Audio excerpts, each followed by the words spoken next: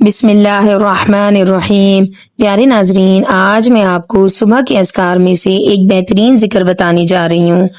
ناظرین، صبح و شام کے اذکار کا اہتمام ہمیں بہت اچھے طریقے سے کرنا چاہیے، کیونکہ اس کے کرنے سے اللہ پاک راضی ہوتے ہیں اور زندگی میں اطمینان، سکون اور راحتیں پیدا ہوتی ہیں۔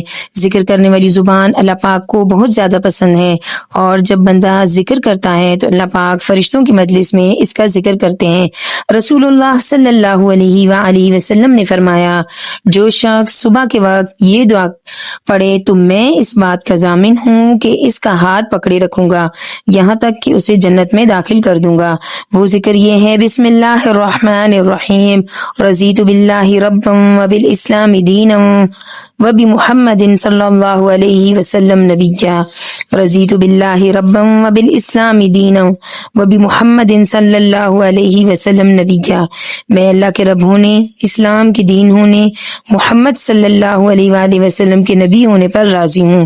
لہٰذا اس دعا کو روزانہ صبح کے وقت بعد از نماز فجر ایک مرتبہ لازمی پڑھیں۔